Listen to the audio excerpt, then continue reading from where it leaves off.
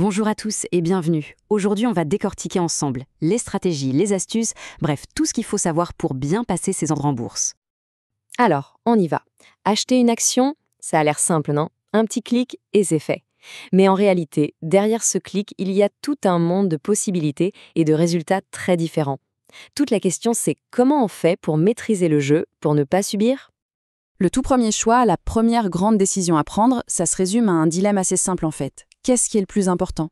Avoir le contrôle total sur le prix ou être sûr que la transaction se fasse le plus vite possible? Prix ou rapidité? Et ça nous amène à deux types d'ordres fondamentaux. D'un côté, on a l'ordre à court limité. Là, la priorité absolue, c'est le prix. On dit « je veux acheter à maximum tel prix » ou « vendre à minimum tel prix » et pas un centime de plus ou de moins.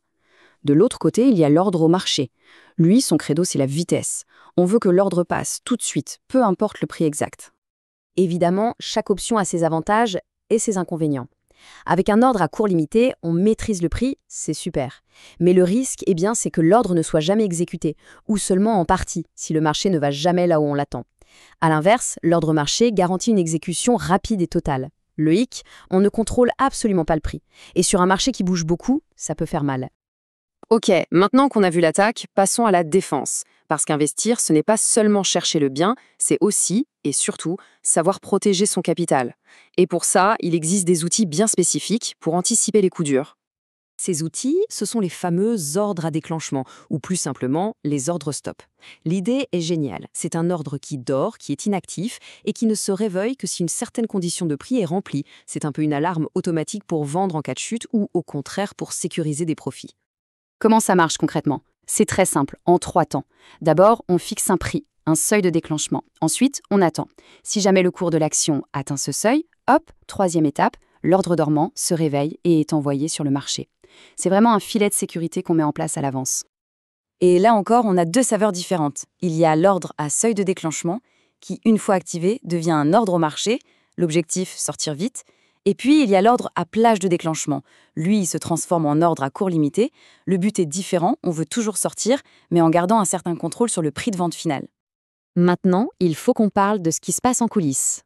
Pour vraiment maîtriser le sujet, il est essentiel de comprendre comment le marché décide quel ordre passe avant quel autre. Ce sont un peu les règles du jeu invisible. Et en fait, ces règles sont assez logiques. La priorité numéro 1, c'est toujours le prix. Les acheteurs qui proposent le plus cher et les vendeurs qui demandent le moins cher sont servis en premier. Logique. Et si jamais plusieurs personnes proposent exactement le même prix?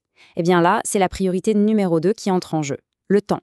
Le premier arrivé est le premier servi. C'est aussi simple que ça. Bon, avant d'appuyer sur le bouton, il y a une dernière chose, une sorte de rituel, une checklist indispensable que tout bon investisseur devrait avoir en tête.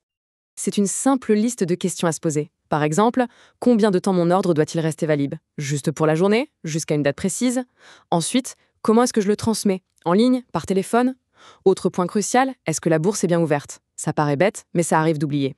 Et où sera-t-il exécuté? Sur Euronext ou ailleurs?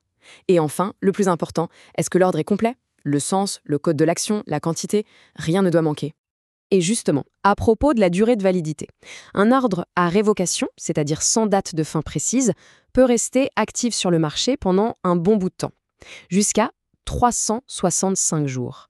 Un an entier à attendre que les conditions parfaites soient réunies. Dernier point, et non des moindres, parlons de l'intermédiaire, le courtier. Comprendre son rôle et ses obligations, c'est une pièce maîtresse de la stratégie globale. Il faut savoir une chose très importante. L'intermédiaire financier a une obligation légale. Il doit évaluer le niveau de connaissance de ses clients. Et si quelqu'un veut se lancer dans une opération qui semble, disons, un peu trop complexe ou risquée pour son profil, le courtier a le devoir de l'alerter. C'est une sécurité non négligeable. Et ça nous amène à une conclusion toute simple. Les fameux questionnaires qu'on remplit au début, ce n'est pas juste de la paperasse. Il faut y répondre avec la plus grande sincérité. C'est vraiment fait pour protéger l'investisseur, se protéger soi-même en fait. Alors, pour finir, on peut se poser la question, le prochain ordre de bourse, quel qu'il soit, sera-t-il le fruit d'une décision mûrement réfléchie, d'une vraie stratégie, ou est-ce que ce sera, au fond, juste un pari? C'est une question que chaque investisseur doit se poser avant de cliquer.